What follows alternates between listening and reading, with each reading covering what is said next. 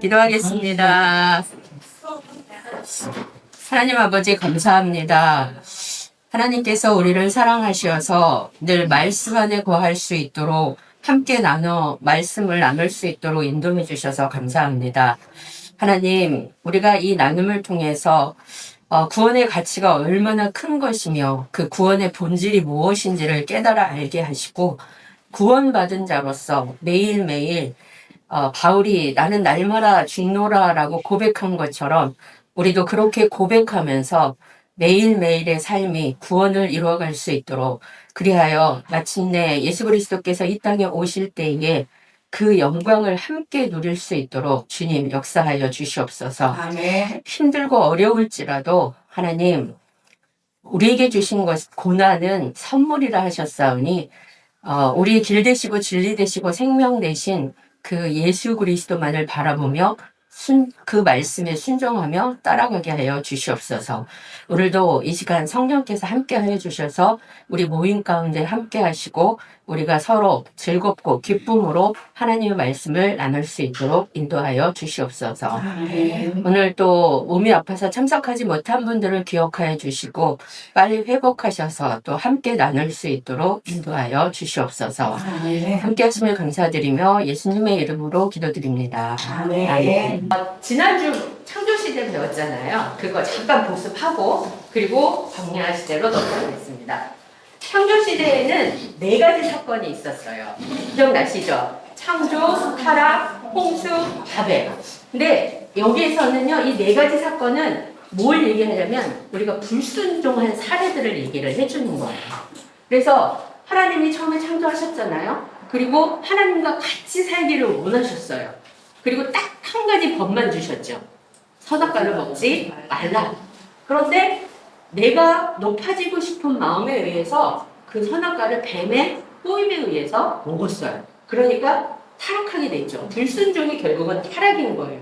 그래서 불순종했기 때문에 더 이상 하나님과 같이 살 수 없게 돼요. 그래서 에덴 동산에서 쫓겨나죠. 그런데 이미 죄 지은 사람이 또 생명나무를 먹게 되면 죄 지은 상태로 그냥 살게 되는 거잖아요. 그걸 막기 위해서 하나님의 에덴 동산에서 쫓아내고 불칼과 막 이 검으로 그 나무를 막 이렇게 말이 안 나오네요. 네, 막 돌게 하셨잖아요. 그러니까 그거는 생명나무를 따먹지 못하게 하기 위한 거예요. 근데 그렇게 거기 못 가게 했던 것을 예수 그리스도께서 나중에 십자가에 순종함으로 그 길이 열린 거예요. 그래서 우리에게 영생이 허락이 된 거죠. 네.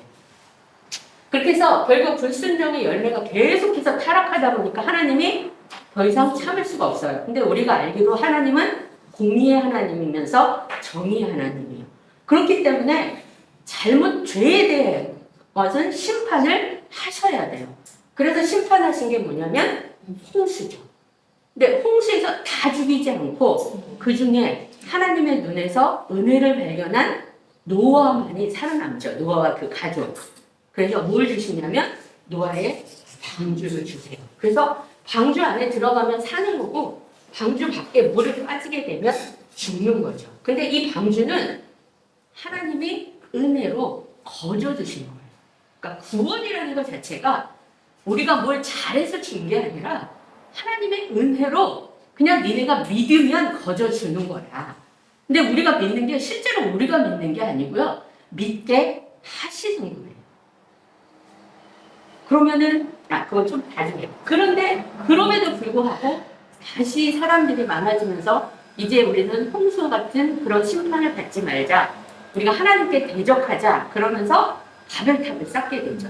하나님이 그걸 보시고 어때요? 더 이상 이때 홍수 때 무지개를 보여주시면서 물로 심판하지 않겠다. 이건 물로만이에요. 그러니까 그거는 또 뭘 얘기를 하는 거예요? 또 심판이 있는데 이번에는 물이 아니라 불로 심판하겠다라는 게 이제 계시록에 나와 있는 거죠. 네. 그렇게 해서 하나님이 더 이상 안 되니까 이 사람들을 흩으셨어요. 언어를 혼잡하게 해서. 그런데 하나님께서는 이 흩으실 때 뭘 생각하셨냐면 얘네가 흩어져서 거기 각자에서 다시 돌입해라. 그래서 내 뜻대로 살라. 이걸 원하시고 하나님은 사실은 흩으신 거였어요. 그런데 사람들은 그렇지 않죠. 그러니까 결국은 하나님이 그 중에서 세상에서 믿음이 있다고 하나님이 그냥 보신 거예요. 진짜 믿음이 있는 게 아니라. 그 아브라함 하나를 선택하셔서 부르시는데 이 아브라함이 어디로 가라 이것도 아닌데 그냥 떠나라 하니까 떠났죠. 네, 이렇게 하면서 결국 아브라함을 믿음의 조상으로 삼으시고 이스라엘 민족을 하나님의 백성으로 삼으셨어요. 그게 창조시대죠. 아브라함을 부르시는 것까지. 근데 이렇게 아브라함을 부르신 것처럼 지금 현재 신약에서는 그 오순절 마가의 다락방에서 성령이 임하면서 사람들이 막 믿었죠. 그리고 이 사람들이 나가서 방언으로 얘기를 하면서 한 번에 막 3,000명이 믿게 되고 막 이런 일이 생기면서 교회가 생겼잖아요. 그래서 교회가 에클레시아, 부르심을 받는 거예요. 그게 지금 우리입니다. 그렇게 해서 하나님은 하나님이 주권적으로 택하시고 부르신다라는 것을 우리가 여기에서 배웠었어요. 그래서 결국 이 창조시대에서는 전체를 한 단어로 얘기하면 구원이다. 이렇게 얘기할 수가 있습니다.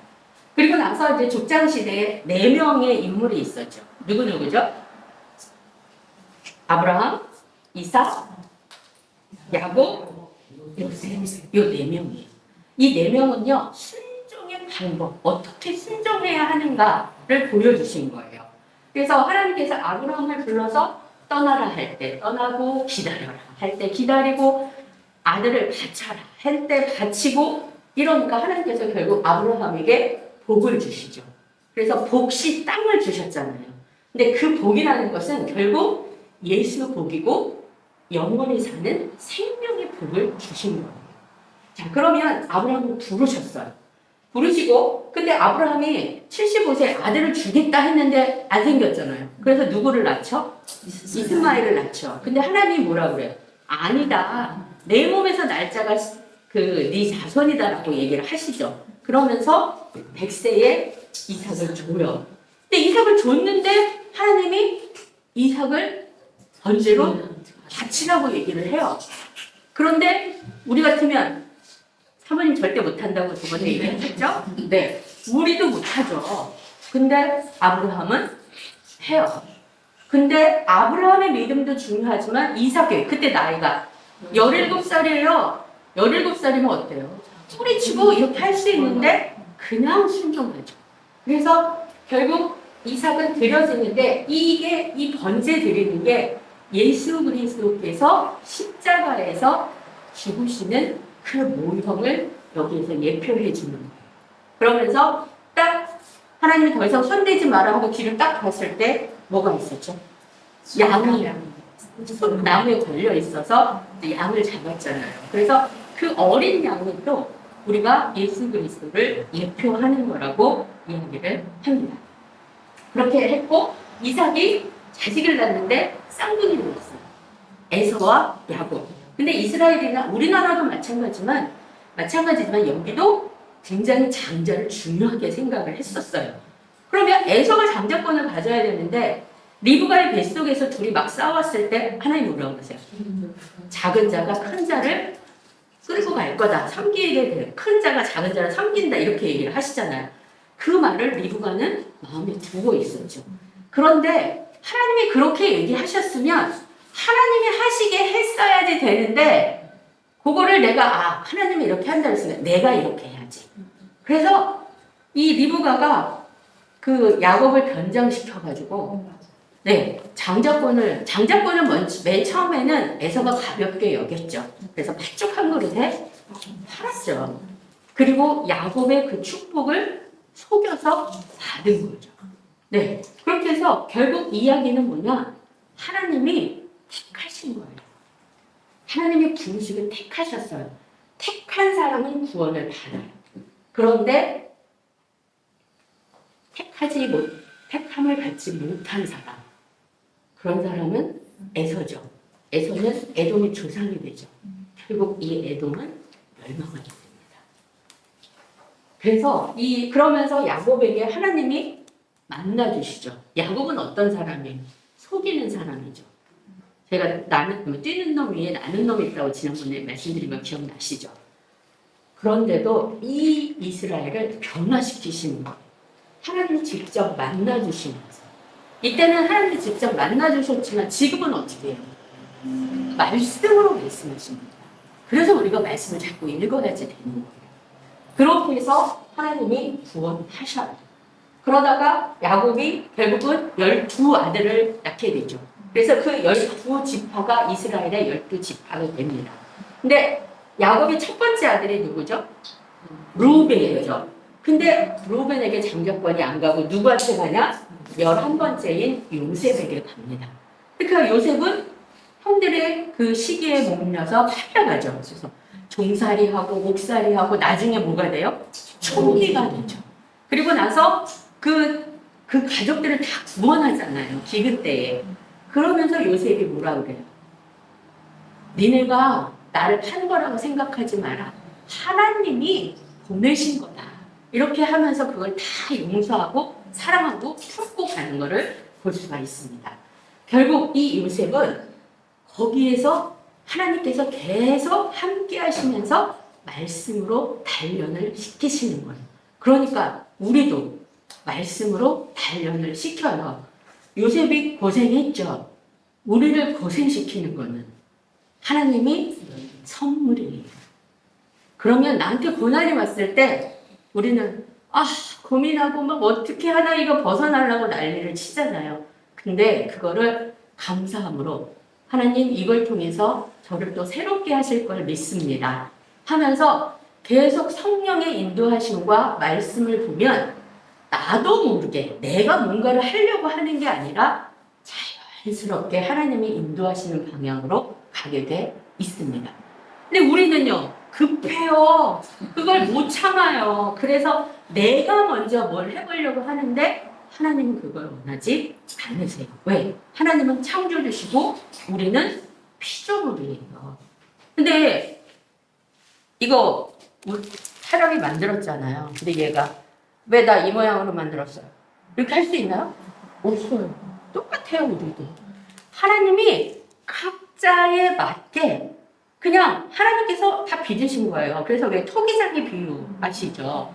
토기장이 잘못 빚었다고 토기장이 마음에 안 들면 버리잖아요. 근데 우리는요, 지금 살아있어요. 그건 뭐예요? 하나님 마음에 드는 거예요. 하나님 마음에 드는 건데 우리 스스로가 안 된다고 생각해서 내가 뭔가 하려고 해요. 그러니까 이게 힘이 더 드는 거죠. 그러니까 그게 이런 거를 이렇게 내려놓을 수 있어요. 물론 이렇게 말하는 저도 잘 못합니다. 그래서 저는 사실은 이런 강의를 하거나 이런 거 할 때마다 맨날 기도해요. 하나님, 제가 앞에서 이렇게 하고 저 이렇게 못 사는데 어떡하죠?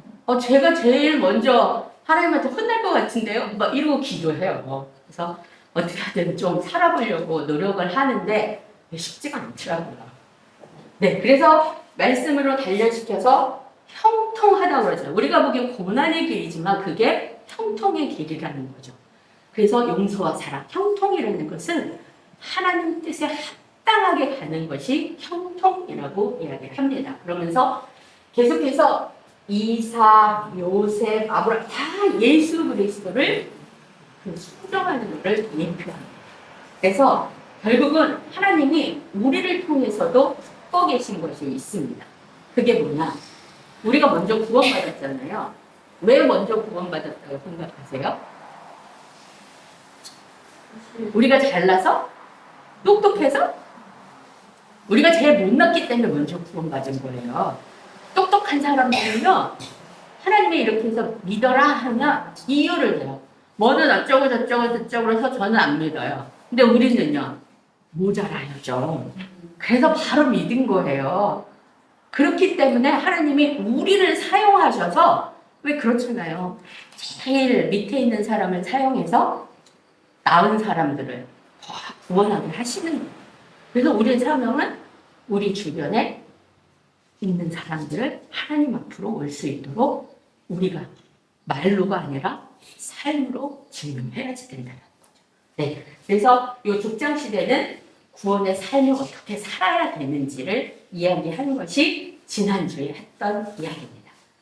자, 그럼 여기서 지난주에 그 손지선 성도님이신가요? 집사님이신가요? 성도님께서 질문을 하나 올려주셨죠. 네. 근데 거기서 얘기하기에는 조금 복잡해서 제가 여기서 잠깐 말씀을 드리겠습니다. 제가 너무 감사했던 게 그 질문을 받고 나서, 대답은 할 수 있는데 이거를 말씀으로 어떻게 할까 막 고민을 되게 많이 했는데 그 다음날 하나님이 저한테 이 말씀을 주셨어요. 로마서 19장의 말씀이거든요. 그런데 우리가 무슨 말을 하래요? 하나님께 불의가 있느냐? 그럴 수 없다. 하나님께는 불의가 있을 수 없죠. 모세에게 이르시되 내가 긍휼히 여길 자를 긍휼히 여기고 불쌍히 여길 자를 불쌍히 여기겠다 라고 이야기를 하셨어요. 그러니까 긍휼히 여기고 하나님이 은혜를 주시는 거는 다 하나님의 주권이에요. 그렇기 때문에 그런즉 원하는 자로 말미암은도 아니요 갈름박질하는 자도 말미암은도 아니요 오직 긍휼히 여기시는 하나님으로 말미암습니다.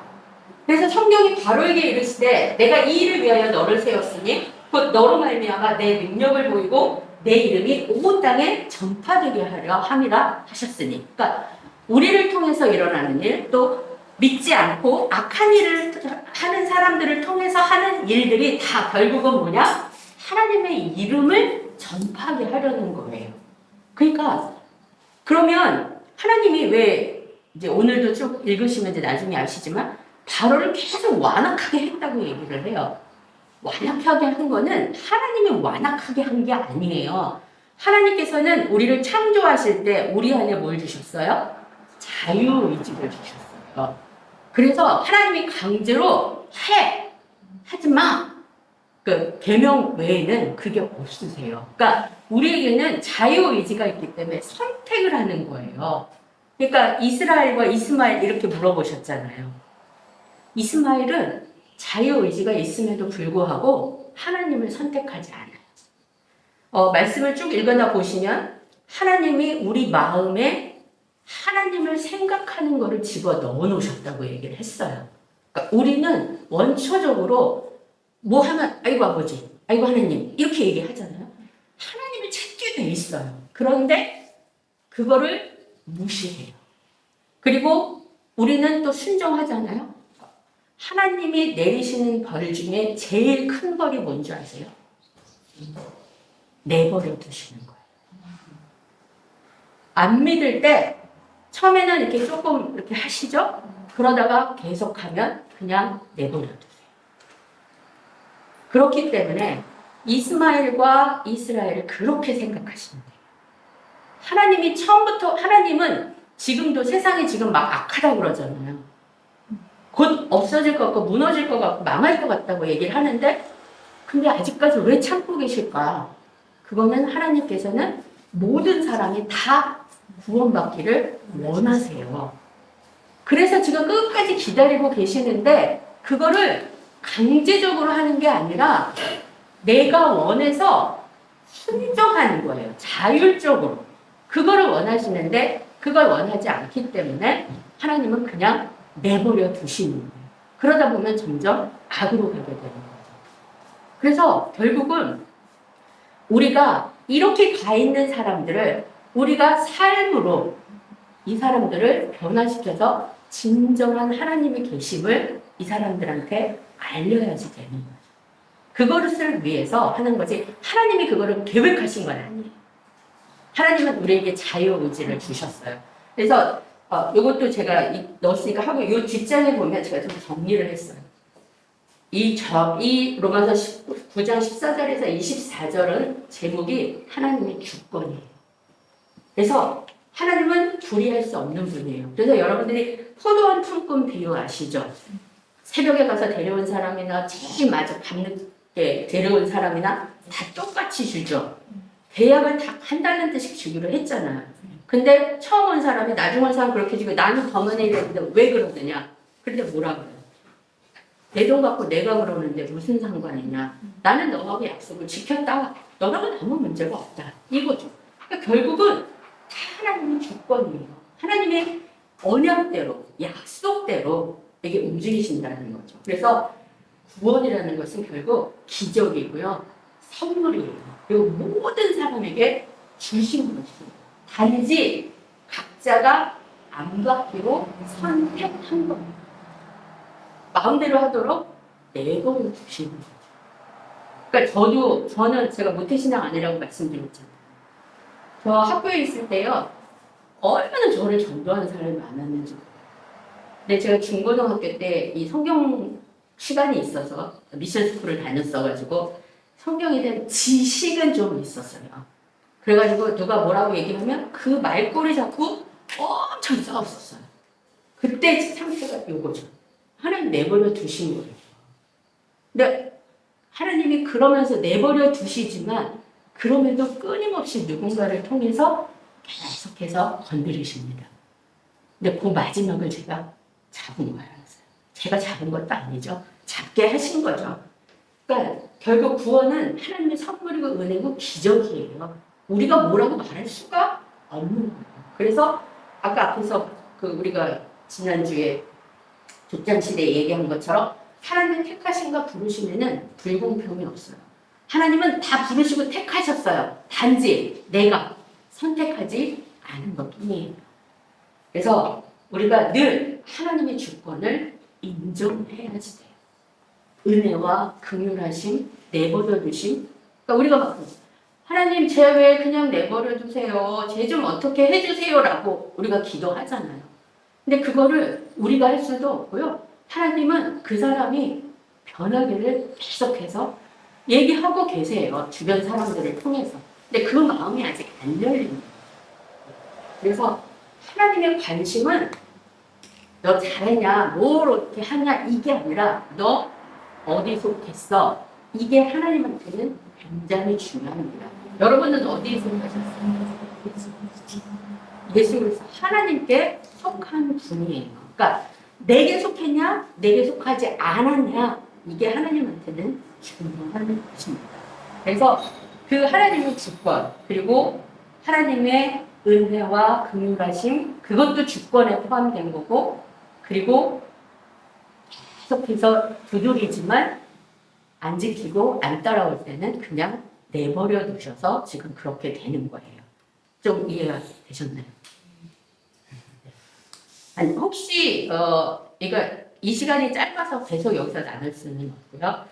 더 궁금하신 게 있으시면 나중에 따로 질문을 해주세요. 그리고 다른 분들도 혹시 읽다가 이 부분 정말 모르겠다 하시면 일단 올리세요. 올리면 제가 거기서 답은 못 드려요.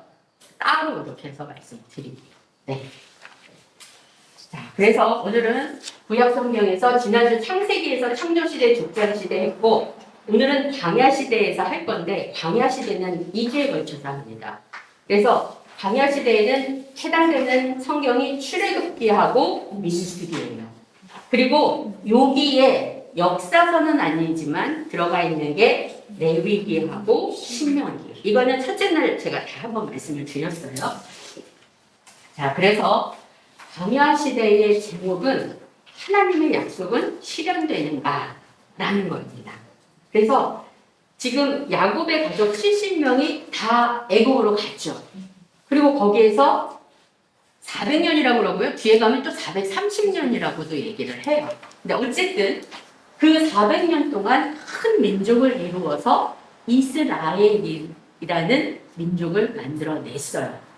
근데 하나님이 이 야곱 가족을 통해서 하나님 나라를 지금 만드시기 위한 거였잖아요. 하나님 나라를 만드는데 나라에는 세 가지 조건이 있죠. 뭐뭐를 구해야 되죠? 백성. 네, 백성이 있어야 되고 땅이 있어야 되고 주권이 있어야 됩니다. 그래서 백성은 일단 하나님이 이스라엘 백성을 만드셨어요. 그리고 땅을 주시기 위해서 가나안 땅으로 약속의 땅으로 가라. 또 가나안을 일단 주셨어요. 그러면 주권이 있어야 되잖아요. 주권이라는 건 결국 뭐예요? 법인 거예요. 그래서 하나님이 이 출애굽 모세를 통해서 인도하셔서 이스라엘 백성을 애굽에서 탈출시키는 거죠. 그래서 이 애굽에서의 생활을 노예 생활이라고 하잖아요. 근데 너무 힘들게 되니까 이 사람들이 하나님 앞에 어때요? 부르짖어요. 그런데 하나님이 그 부르짖음을 듣고 그것 때문에 탈출시키시는 것이 아니라 예전에 아브라함과 야곱과 이삭과 한 약속을 기억하시면서 하나님께서 탈출을 시키시는 겁니다. 그러면서 시내산에 가서 거기에서 그러면 가나안 땅에 가면 하나님이 주권하에 살아야 되잖아요. 그럼 하나님의 법을 알아야 되잖아요. 시내산에 도착해서 하나님이 법을 주세요. 언약을 주시죠. 십계명을 비롯해서 여러 가지 법을 주세요. 그리고 실제로 법을 줬다고 해서 그대로 우리가 사는 게 아니잖아요. 그러면 그 땅에 들어가서 그렇게 살기 위해서 훈련을 시켜야 되잖아요. 그걸 이제 민수기 광야에서 그 훈련을 시키는 거예요. 그래서 민수기는 그 광야 생활의 여정을 얘기를 하는 거고, 그래서 나중에 사도행전에 가보면 이때 광야 생활을 광야 교회라고 이야기를 해요. 그러니까 우리가 광야에서 사는 생활이 결국은 교회에서 사는 생활이에요. 그러니까 우리는 우리 교회에서 계속 훈련받고 하나님의 법을 알고 그 뜻에 순종하도록 우리는 훈련이 돼야지 돼요. 그래야 천국에 갈 수 있는 거예요. 그냥 그러니까 우리가 천국 이미 영생은 얻었어요. 구원은 받았어요. 하지만 매일매일의 삶에서 구원을 이뤄가고 마지막에 구원의 완성이 이루어져야 된다고. 지난번 말씀드린 거 기억나시죠? 그래서 우리는 이 구원의 과정 사는 이 부분이 바로 교회 생활이라는 거죠. 자세한 건 뒤에서 말씀드리겠습니다. 그래서 하나님의 백성으로 훈련하는 것인데 광야 생활은 성공했을까요? 실패했을까요? 실패했죠. 그래서 모세가 다시 한번 설교를 합니다. 그래서 이 신자가 되풀이 신자라고 얘기를 해서 이 레위기를 옛 계명, 율법이라고 얘기를 하고요. 신명기에 보면 새로운 계명, 새로운 법에 대해서 또 이야기를 합니다. 그러니까 그 새로운 법이라는 건 곧 예수 그리스도를 예표하는 것입니다.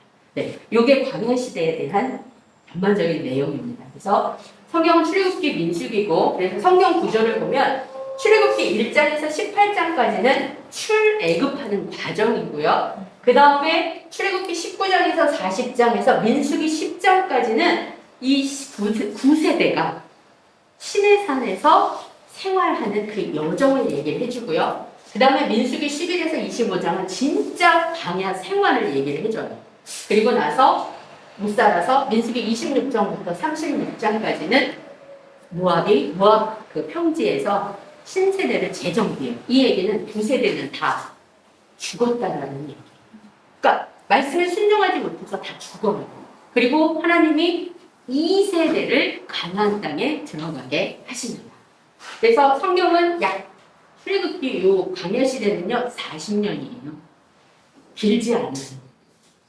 그러니까 이 길지 않은 동안에 하나님께서 훈련을 하신 거잖아요. 그러니까 우리가 어때요? 교회 생활 어떠세요? 단축해서 우리는 충분히 그 안에서 신세대로 거듭날 수 있다는 거예요. 핵심 인물은 모세고요. 핵심 내용은 하나님 율법을 주시고요. 또 뭘 주시냐면 성막을 주십니다. 이 성막 굉장히 중요해요. 성전이 중요하죠. 성전하면 뭐가 생각나세요? 예수님이 계신 곳이죠. 그래서 우리가 성전에 가는 이유는 예수님과 하나님과 만나기 위한 거였어요. 그런데 예수 그리스도가 오시면서 십자가에 못 박혀 돌아가시고 우리가 뭐가 됐어요? 성전이 됐어요. 우리가 성전이면 우리 안에 누가 계신다는 거예요? 예수님이 계신다라는 거예요. 그래서 우리는 성전으로서의 삶을 살아가야지 된다라는 것을 이야기를 하십니다. 네. 네, 그래서 그 시계대를 조금 더 제가 이렇게 간략하게 나눠서 해서 거기 다 적혀 있으니까 요거는 말씀을 읽으시면서 한번 참고하시면 좋을 것 같습니다. 네, 그리고 제가 이거를 한 장씩 나눠드렸어요. 크게 뽑았어요. 이거는 말씀을 읽으면서 지금이 어디야 요걸 한번 짚어보시면 훨씬 더 기억이 잘 되실 거예요. 그걸 하시면 지금 맨 처음에 여기 고센이 있잖아요. 여기서 출발하죠. 네, 그리고 나서 여기 숫것까지 갑니다. 숫꽃 여기에서 에단 광야 끝 비하기로한 이게 홍해가 앞이죠. 네, 여기에 있다가 홍해를 건너고 여기에서 마라에 쓴 물을 단물로 바꾼데 그 다음에 근데 막 불평했잖아요. 근데 조금 가니까 엘림이라는 곳에 12그루의 나무가 물이 풍부한 곳이 있었었죠. 네, 그렇게 하고 독과해서 르비딤, 요 르비딤이 뭐냐면 아말렉과 전쟁한 곳이에요. 그러다가 요 시내산, 호렙산이거든요. 여기에 와서 뭘 받아요? 십계명을 받죠.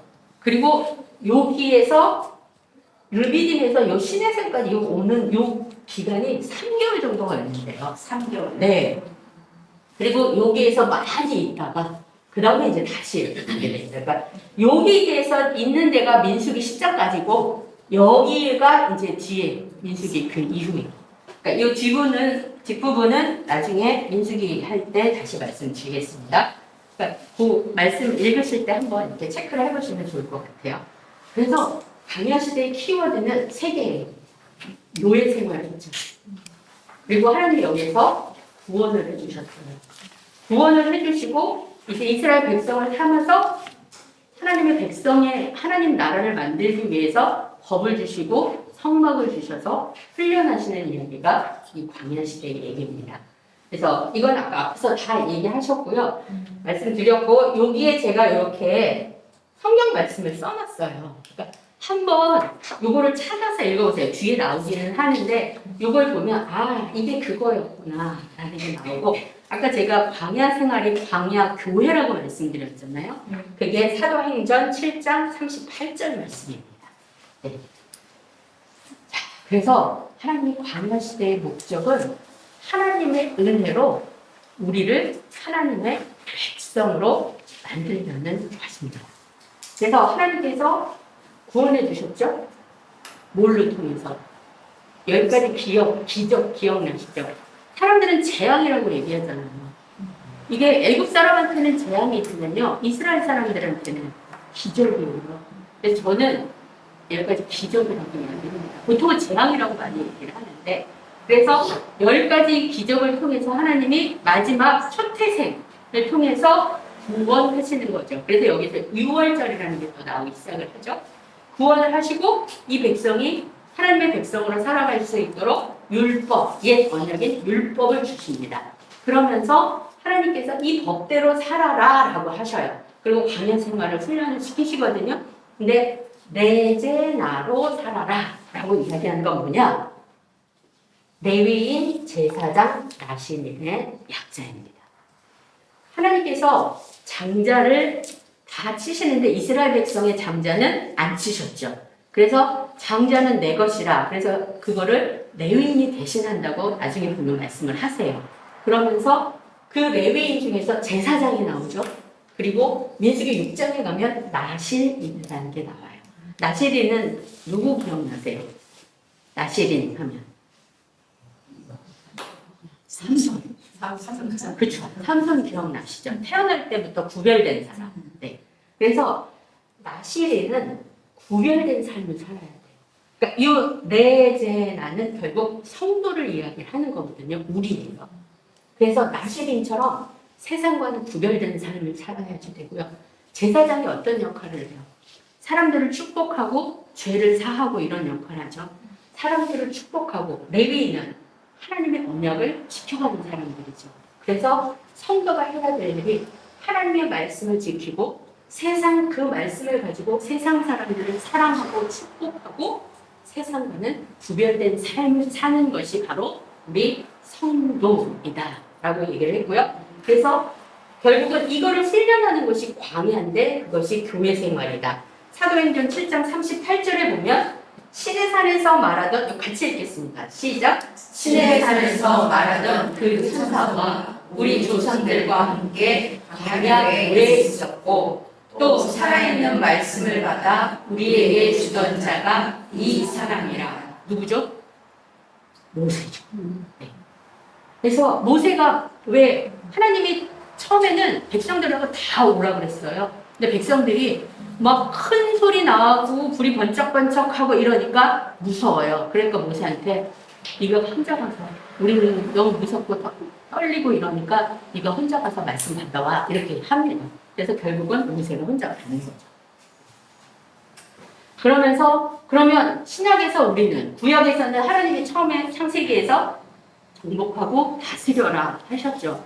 우리에게 이게 똑같이 주어졌어요. 그런데 지금 신약의 와에서는 왕 같은 제사장의 역할을 하라. 그 왕 같은 제사장의 역할의 기준이 뭐냐? 바로 예수 그리스도예요. 예수 그리스도의 말씀인 거죠. 그래서 우리가 말씀을 계속해서 하고 그래서 보면 히브리서 12장 2절에 보면 믿음의 주요 또 온전하게 하시는 이인 예수를 바라보자. 믿음의 주인이 누구라고요? 예수님이에요. 믿음의 주인은 우리가 아니에요. 믿음의 주인이 있으니까 주인이 어때요? 주는 거예요. 우리는 감사함으로 받는 거예요. 그래서 그분을 계속 바라보고 살아야지 되고요. 로마서 1장 5절에 보면 그로 말미암아 우리가 은혜와 사도의 직분을 받아. 이건 바울이 얘기한 거지만 우리에게도 똑같은 것이 주어진 거죠. 그래서 그의 이름, 즉 예수 그리스도의 이름을 위해서 모든 이방인 중에서 뭐 하게 하려고? 믿어 순종하게. 그냥 순종이 아니에요. 믿어서 순종하게 하는 거죠. 그냥 순종하는 거는 그냥 하지 뭐 이렇게 하지만 상황이 바뀌면 안 해요. 근데 믿음이 있으면 하게 됩니다. 제가 오늘 아침에 이제 글을 하나 읽은 게 있는데 교회 생활을 하는데 우리 봉사 많이 하잖아요. 우리 청년들 한번 예전 청년들 한번 생각해 보세요. 청년 뭐 있으면 다 청년들 시켰잖아요. 그러니까 청년들이 어때요? 나중에 힘들어서 다 나가 떨어지잖아요. 그거는요. 내가 그 구원의 기쁨과 그 구원의 가치를 알아서 내가 스스로 그 기쁨과 감격에 의해서 일을 하게 만들어야 되는 건데 그렇지 않고 그냥 아유 잘한다 이렇게 하고 무조건 시키고 그게 믿음이 좋다고 생각하는 거예요. 그거는 믿음이 좋은 게 아니에요. 그러다 보니까 청년이 되거나 이제 대학 가거나 이렇게 되면 어때요? 교회를 안 나와요. 그래서 어려서부터 계속 말씀을 읽게 하고 들려주면서 그 작업을 해서 얘네들이 스스로 그렇게 할 수 있게끔 우리는 도와줘야지 돼요. 네. 나머지는 한번 읽어보세요. 그래서 왜 하나님께서 우리에게 광야를 시대를 주셨냐? 이게요, 다 이유가 신약에 가면 구약에 왜 이런 일을 줬는지가 다 써 있어요. 그게 고린도전서 10장 1절에서 13절에 쭉 나와 있어요. 그냥 제가 골자만 읽을게요. 형제들아 나는 너희가 알지 못하게 말하는데 조상 구름 아래 있고 바다 가운데로 지나면 이게 구름 기둥 불 기둥 얘기하는 거죠. 바다 가운데로 지나가는 게 홍해를 건너는 걸 얘기를 하죠. 모세에게 속하여 다 구름과 바다 홍해를 지난 거는 바다에 빠졌다가 나온 거잖아요. 이거를 세례로 보는 거예요. 세례로 받고 신령한 음식 만나죠. 신령한 음료 반석에서 물을 냈죠.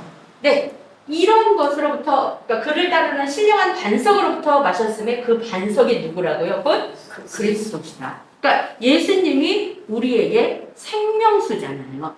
그 나중에 사마리아 여인한테 그러죠. 물 들어갔는데 네가 나를 알았으면 더 이상 물 들어오지 않아도 되는데 그 얘기는 예수님이 생명수시라는 걸 해주시는 거죠. 네. 그런데 다수가 하나님을 기뻐하지 않았고 그들이 광야에서 멸망을 받은 거죠. 그래서 이런 일은 뭐라고요? 우리의 뭐가 되기 위해? 번복이가 되어 우리로 하여금 그들이 악을 즐겨하는 것 같이 즐겨하는 자가 되지 않게 하려 합니다. 이 광야 시대 그 모든 이야기를 이렇게 보여준 거는 우리가 그렇게 살지 말라고 보여주신 거라는 거죠. 그러니까 이것도 한번 쭉 나중에 더 읽어보세요. 네, 뒤에까지 다 하고 이건 이제 다 뒤에 민수기들 얘기예요. 음행하고 시험하고 뭐 원망하고 뭐 이렇게 하지 마라. 여기 또 얘기해요. 그들이 일어난 이런 일은 본보기가 되고 또 말세를 만난 우리를 뭐하기 위해서? 네, 깨우치기 위해서 기록된 거예요. 그래서 그런즉 선줄로 생각하는 자는 넘어질까 조심하라. 교만하지 말라는 거죠. 사람이 감당할 시험 밖에는 너희가 당한 것이 없나니 오직 하나님만 믿부사 너희가 감당하지 못할 시험 당함을 허락하지 아니하시고 시험 당할 즈음에 또한 뭘 내신다고요? 피할 길을 내서 능히 감당하게 하시는 거예요. 그러니까 하나님이 우리에게 주신 고난, 어려움, 이거는요, 우리가 감당할 수 있기 때문에 주신 거예요. 그러니까 그걸 막 피해가려고 하지 마시고요. 감당하시면 좋을 것 같습니다. 감당하실 수 있으시죠? 그래서요, 말씀을 많이 안다고 해서 그렇게 못 살아요. 그러니까 지식의 싸움이 아니고요. 이제는요, 믿음의 싸움. 내가 믿으면 하게 돼 있어요. 그러니까 사람들이 저는 믿음이 좋아 막 이러잖아요. 근데 그 사람한테 너 믿음이 좋아 그러면 우리가 좋다고 생각하는 믿음이 좋은 사람은 뭐라고 얘기하죠? 네, 부족합니다. 우리는요, 죽을 때까지요, 하나님 옆에 있을 때까지 믿음이 채워지지가 않겠죠. 그러니까 계속해서 우리는 주님을 바라보면서 가야지 되는 겁니다. 네, 그래서 출애굽 과정이 1절에서 8장까지, 그리고 여기 핵심은 10가지 기적인데 그 중에서 6월절 어린 양이고요. 그 뒤에 이제 언약을 주시고 성막을 주시죠. 그래서 이게 시내산에서 언약하고 거기에서 성막을 건축하는 얘기가 나와 있습니다. 하나님이 그러면 이스라엘 백성을 선택하셨어요. 출애굽을 시키려니까 누가 필요해요? 지도자가 필요하죠. 그래서 하나님이 모세를 준비하셨어요. 근데 그 당시 상황이 어떻죠? 다 죽이죠.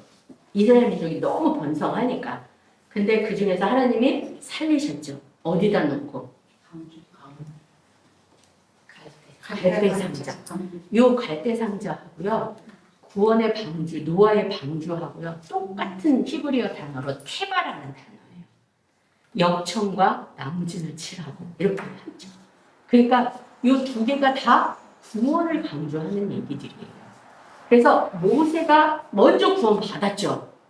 구원 받았으니까 이제 이스라엘 민족을 구원시키는 거예요. 그러니까 우리가 구원 받았잖아요. 우리도 누군가를 구원시켜야 돼요.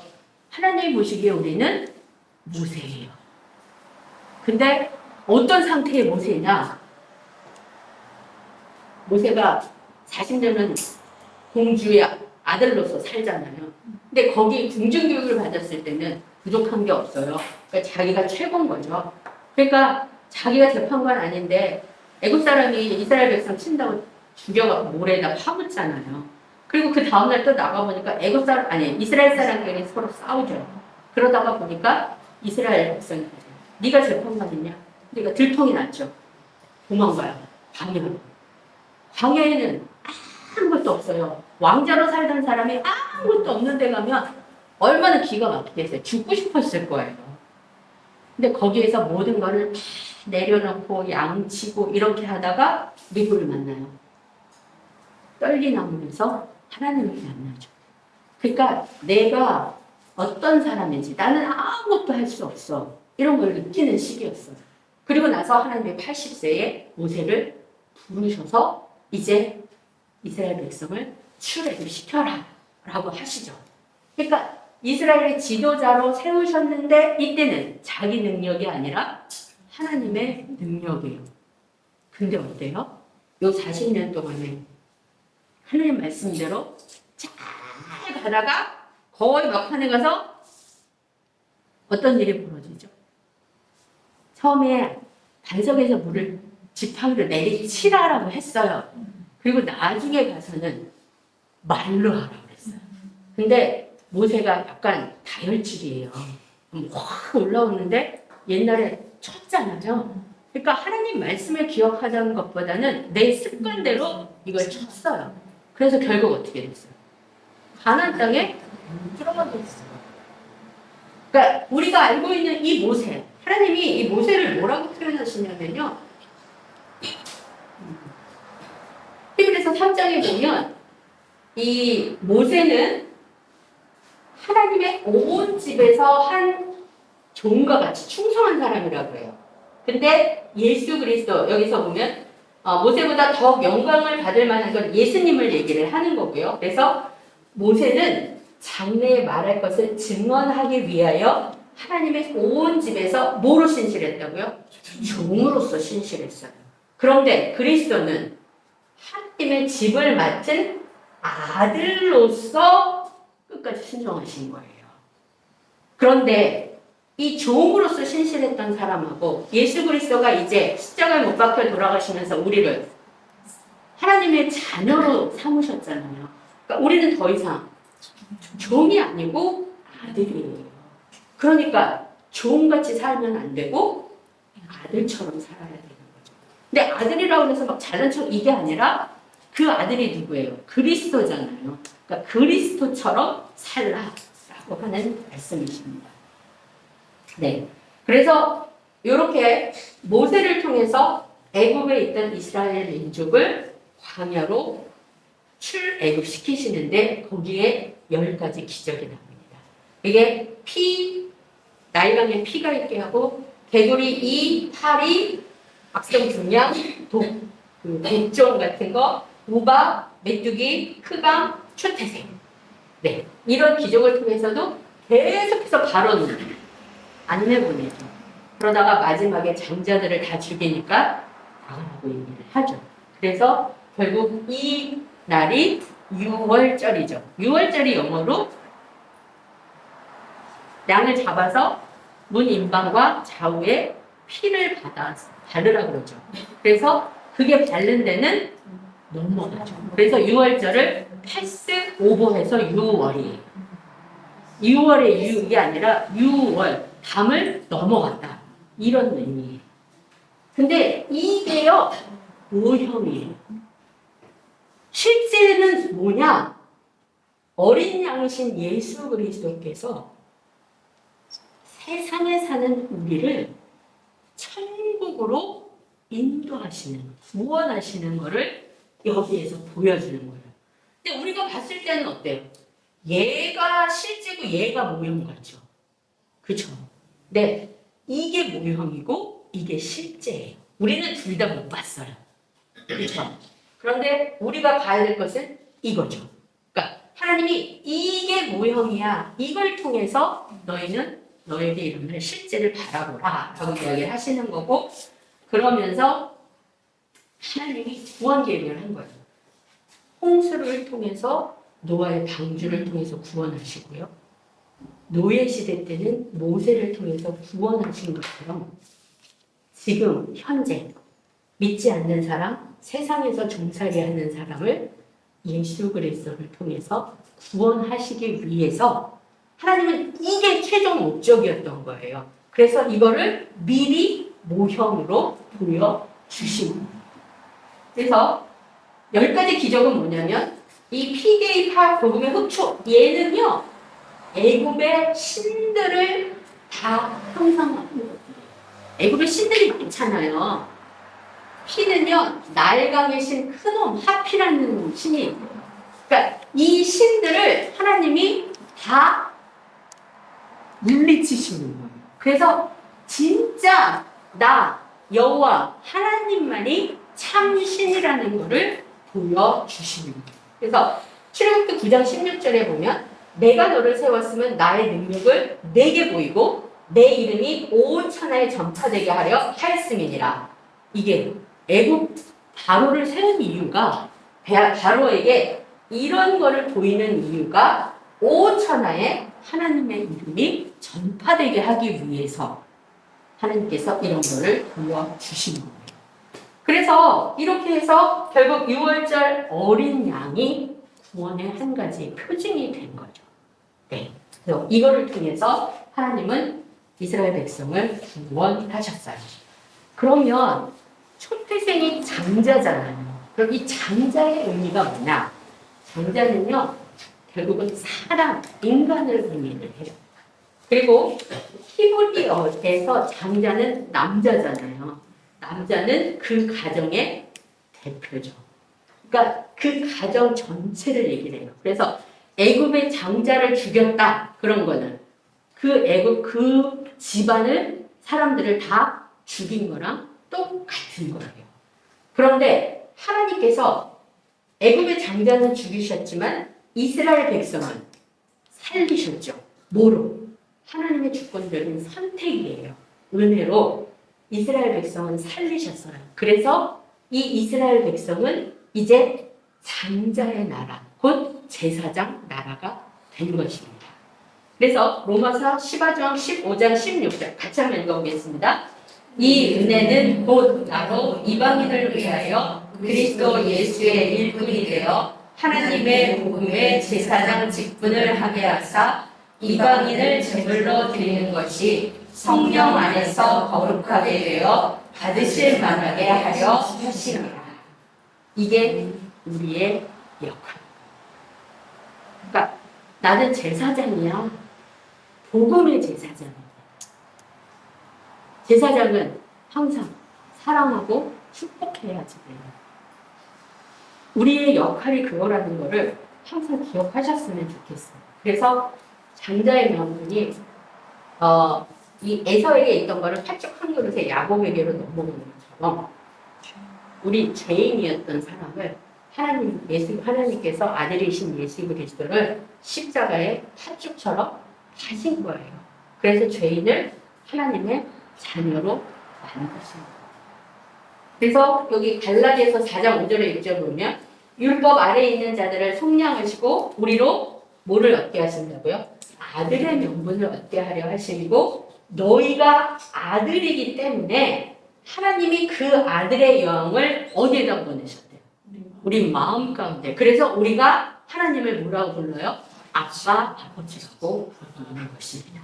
네. 우리나라 말이랑 히브리 말이랑 좀 비슷한 게가 많아 있어요. 거기가 아바라고 얘기를 하거든요. 그러니까 우리가 아빠 이렇게 얘기하잖아요. 그러니까 저도 모르겠어요. 여기 계신 분들 저는 아빠라는 소리를 해보지 못했거든요. 그러니까 어떤 분은 기도하실 때 우리는 하나님 아버지 이렇게 얘기하잖아요. 근데 하나님 아빠 이렇게 기도하는 사람이 있더라고요. 그러면 만약에 제가 하나님이면 더 친근하게 왠지 걔는 더 뭘 해주고 싶을 것 같아요. 이게 제 생각인데 그런 느낌이 들까? 정말로 우리가 늘 하나님과 이렇게 친밀하게 지내는 게 굉장히 중요해요. 그래서 저는 화장실에 가서도 기도를 잘 해요. 네, 그것도 막 되게 웃긴 기도를 많이 해요. 막 이제 약속이 있는데 빨리 볼일을 봐야 되는데 잘 안 돼 있잖아요. 하나님 약속 지켜야 돼요. 빨리 나오게 해주세요. 막 이렇게 기도하고요. 저는 진짜 그렇게 해요. 길에 가다가도 뭔가 딱 보는데 저 이상해요. 저 왜 저러죠? 막 이러고 막 이러고요. 그리고 조금 가다가 그거 뭐야? 라는 생각이 들어요. 그래서, 감사합니다. 이러고 가요. 그러니까 정말 친하게 지내야 돼요. 하나님이랑. 하나님은 우리랑 멀리 계신 분 아니에요. 가까이 계세요. 근데 이러면서도 이제 가끔 원래 기도인데 하나님 계속 아빠라고 이거 기도시.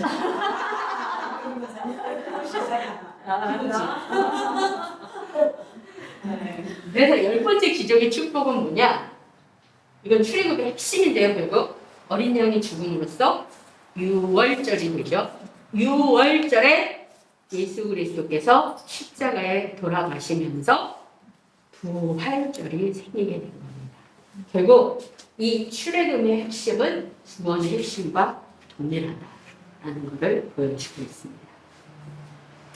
그리고 이제 13장부터는 애굽에서 시내산까지의 경험한 기적들이 이제 쭉 나와요. 그래서 13장에서는 구름 기둥과 불 기둥으로 인도해 주시고 14장에서는 홍해를 건너가고요. 15장에서는 마라에서 물이 없다고 또 막 불평하잖아요. 근데 먹었는데 써요. 근데 하나님이 한 나뭇가지를 이렇게 넣으라고 주셔요. 그래서 쓴물을 단물로 만든. 그리고 그래서 왜 룻기에 가보면 거기 누구 나오죠? 갑자기 생각을 했는데 엄마가 이름 뭐죠? 저도 생각. 그랬더니 더 이상 나를 그렇게 부르지 말고 말하라 불러라 이렇게 얘기를 하잖아요. 왜 기억 안 나세요? 룻기 한번. 제가 갑자기 이름이 생각이 안 나요. 이게 참 문제예요. 제가 기도하는 것 중에 하나가 또 이겁니다. 하나님, 자꾸 잊어버려요, 단어를. 그래가지고 어떻게 해야 될지 모르겠어요. 그리고 기도하거든요. 나오미. 나오미. 네. 네. 나오미가 그러잖아요. 이 나오미가 그 흉년이 들어가지고 모압으로 가잖아요. 그래갖고 이제 모압에 갔다가 다시 오잖아요. 가나안으로. 그러니까 나오미가 왔다. 이렇게 나를 더 이상 나오미라 부르지 말고 말하라. 고생했다 이거죠. 그리고 이제 16장에서 그랬더니 계속해서 애굽을 그리워하는 거예요. 애굽은 먹고 이런 거 중요한 게 아니라 노예 생활인 거잖아요. 그걸 잊어버리고 계속 얘기를 하는 거예요. 그러니까 하나님이 아침에는 만나를 주시고 저녁에는 딱 동풍을 불게 해서 메추라기가 쌓이게 해서 고기를 주시죠. 이 만나와 메추라기를 주시는 게 16장에 나오고요. 그리고 17장에 갔더니 물이 없다고 그래가지고 이거 치라 이렇게 해서 물이 나오고, 그리고 나서 18장에 보니까 르비딤에 가니까 아말렉이 아무 연고 없이 싸움을 걸어옵니다. 그래서 모세는 산에 올라가서 기도하죠. 그리고 여호수아가 나가서 싸우죠. 모세가 손을 들고 기도하면 여호수아가 이겨요. 근데 이게 내려가면 져요. 그래서 누가? 아론과 훌이 돌로 단을 싸서 모세를 거기다 올려놓고 양쪽에서 이렇게 해서 계속 팔이 내려가지 않게 해서 승리하는 것을 볼 수 있죠. 그래서 여기에서 여호와 니시라는 얘기가 나오고요. 쓴물에서 단물을 하면서 여기에서 치유하시는 하나님 얘기가 나옵니다. 성경을 읽으면서 또 한 가지 찾아보시는 게 되게 좋은 게 뭐가 있냐면, 우리가 창세기에서도 물론 하나님의 성품에 대해서 다 얘기가 나오지만 여호와 이레 하나님 얘기 나오죠. 여기에서 15장에서 치유하시는 여호와 라파의 하나님이 나오고요. 여기에서 승리하게 하시는 여호와 니시 깃발이라.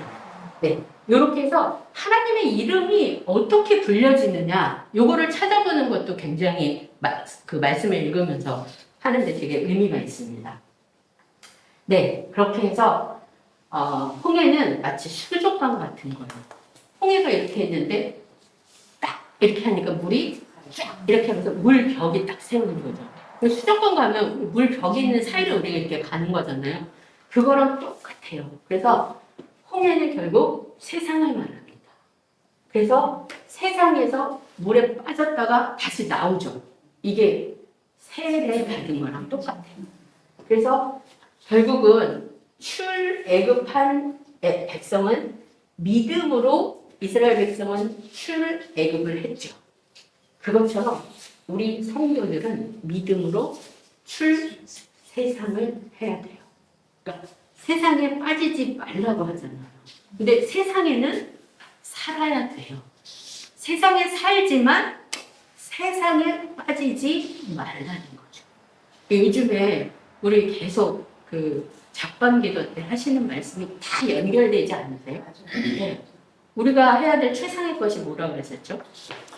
기뻐하고 선한을 사랑하는 것이었죠. 근데 이게 결국은 뭐라고 했어요? 하나님의 뜻을, 그 하나님 뜻을 알려면 어떻게 해요? 말씀을 읽고 기도해야 되고요.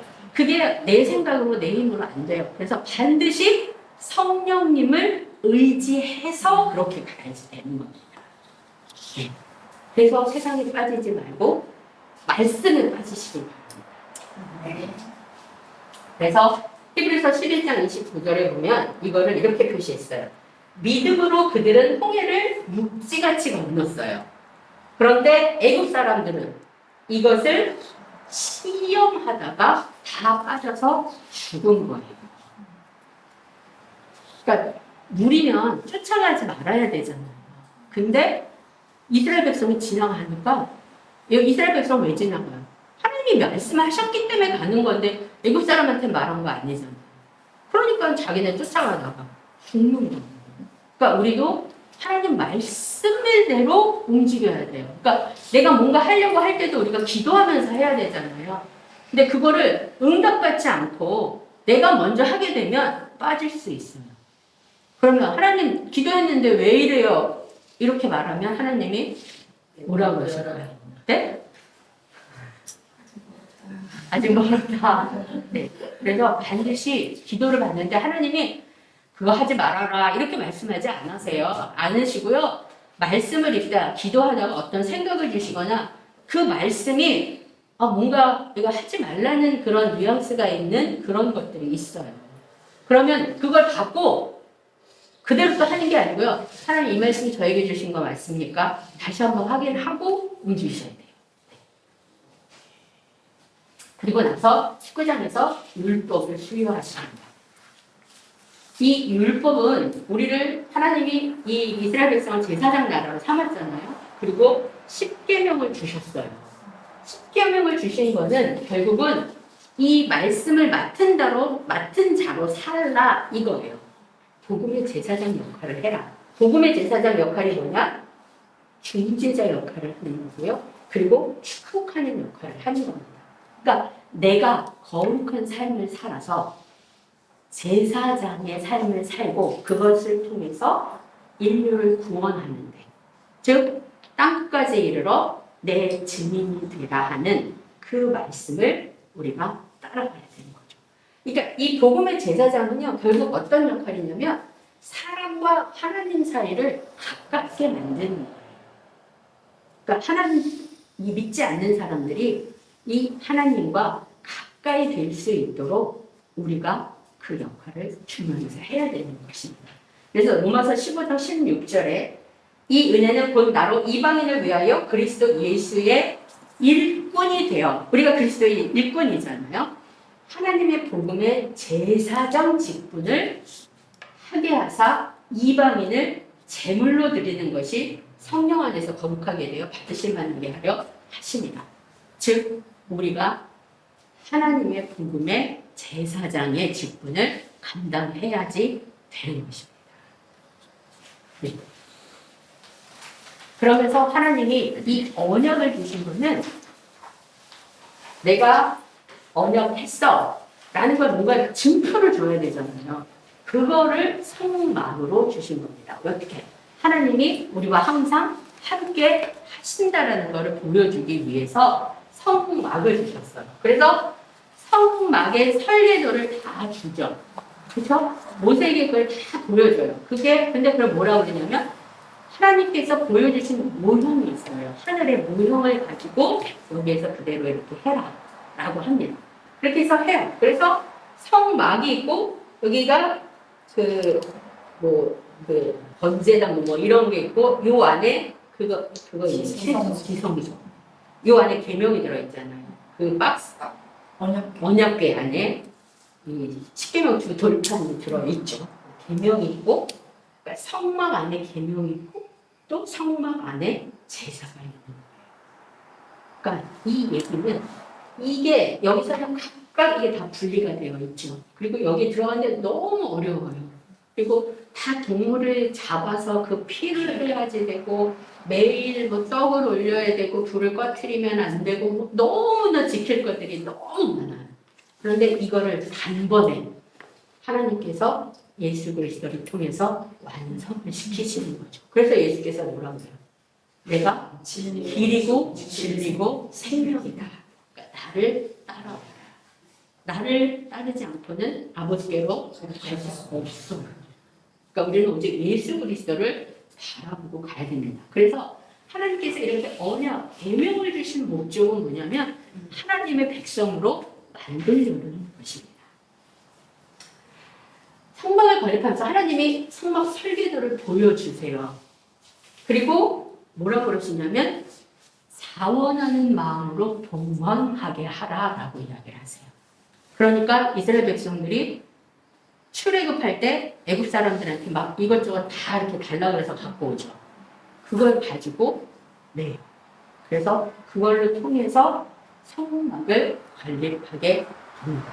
그러니까 우리가 하나님한테 드리는 것은요, 자원하는 마음으로 드리는 거예요.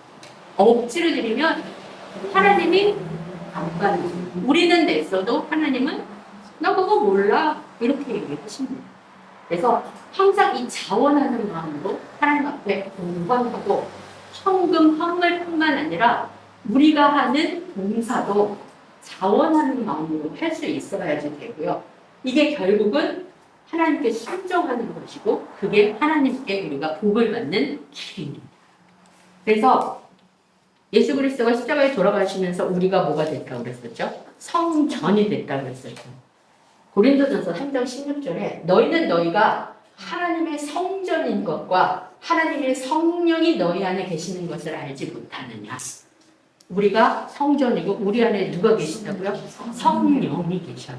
그러니까 예수님이 성령을 보내주셔서 우리 안에 성령이 계신 거예요. 근데 제가 첫 시간에 말씀드린 것처럼 그런데 우리는 계속 성령님을 옆으로 가세요. 옆으로 가세요. 그리고 내가 커지는 거죠. 그러면 우리는 말씀대로 살지 못해요. 그러니까 성령님이 말할 수 없는 탄식으로 우리를 위해서 기도하신다고 그러잖아요. 예수 그리스도께서 지금도 하나님 우편에 계셔서 우리를 위해 중보하시잖아요. 우리가 기도하는 걸 듣고 성령님이 아이고 하나님 얘가 이 기도를 이렇게 하네요. 이건 아니고요. 대신 하나님께서 맞게 기도를 해주신다는 뜻이에요. 그게.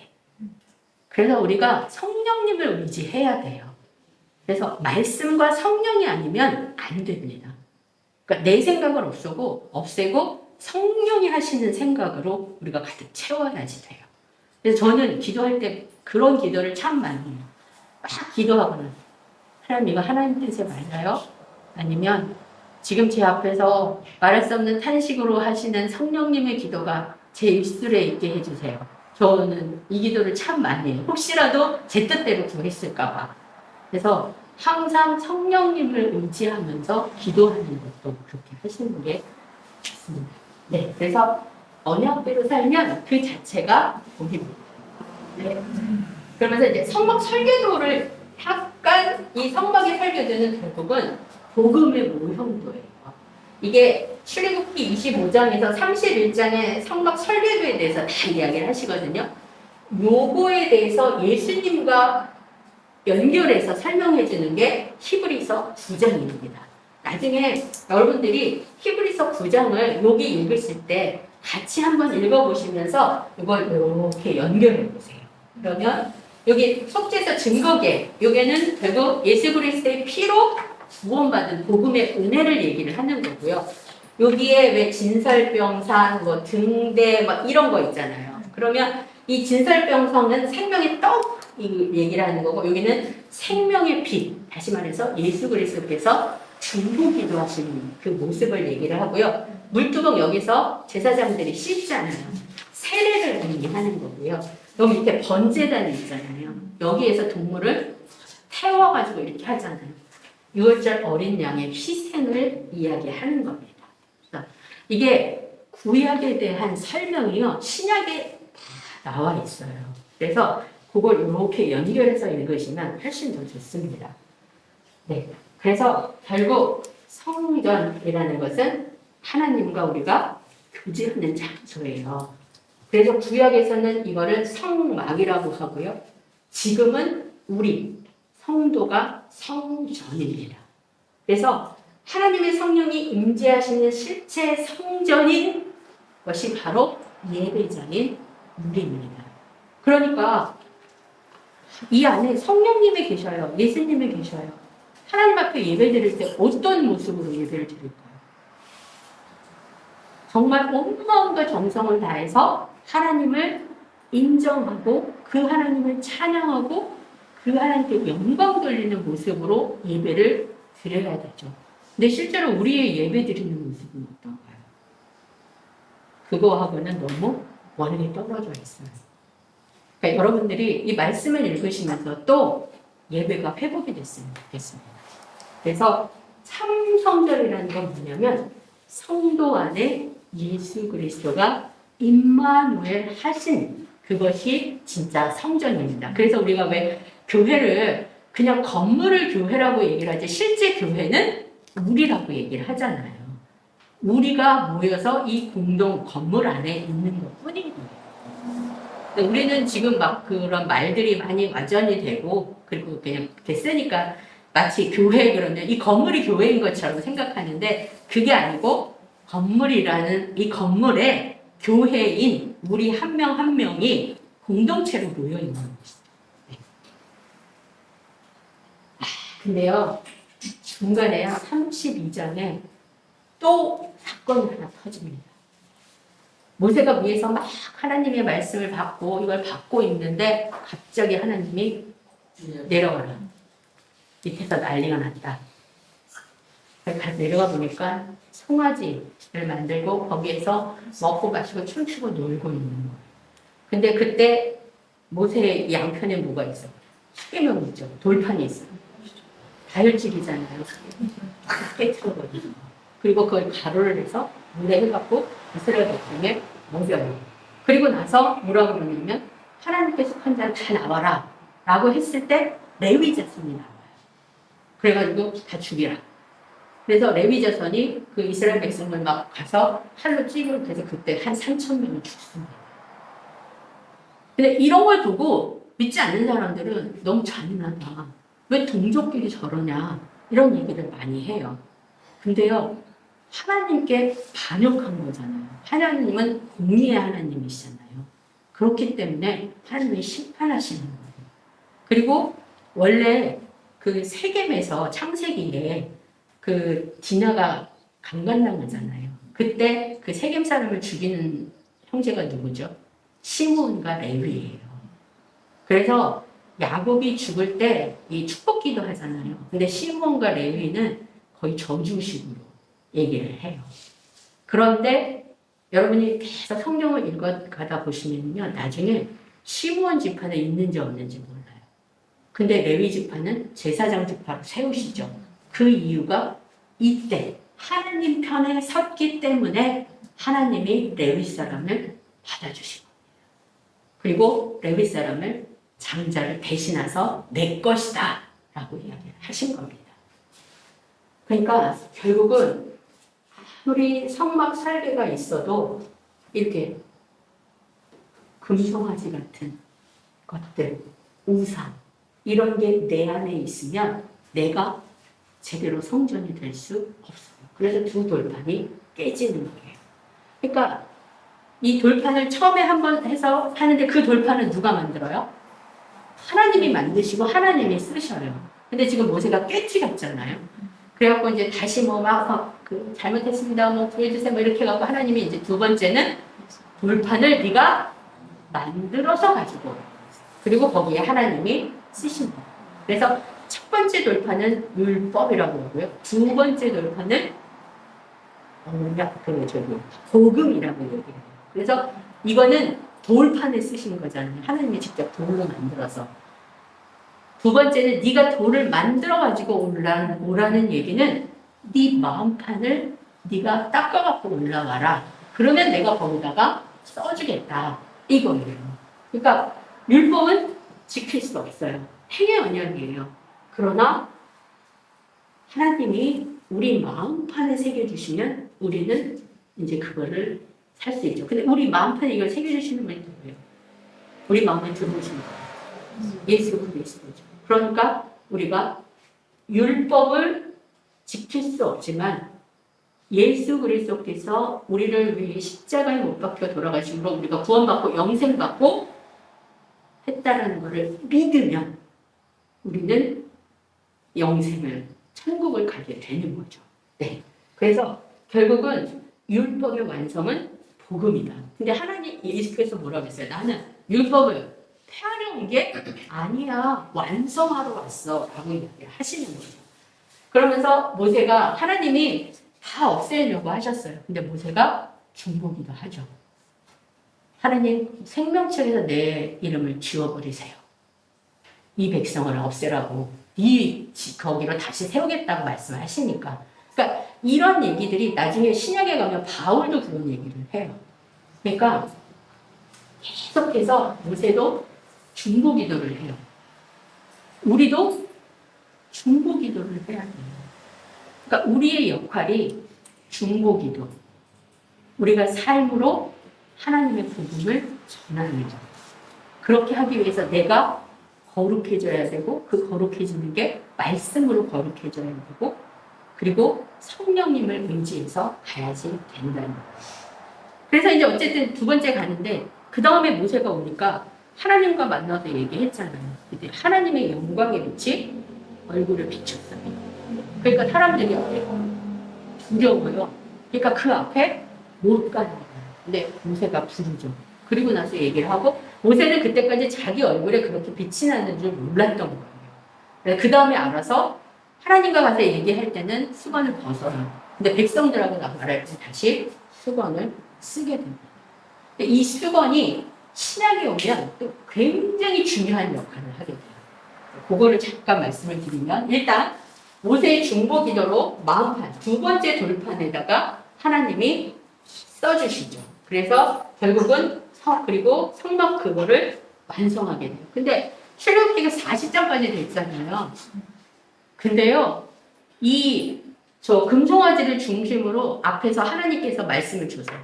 성막을 어떻게 만들고 뭐 어쩌고 그렇게 해요. 그리고 나서 이 송아지 사건 있고 그 다음에 또 똑같은 말이 계속 나와요. 처음에 왜 똑같은 말을 두 번이나 이렇게 쓰지? 가뜩이나 읽기도 힘든데 막 이 생각을 했었어요.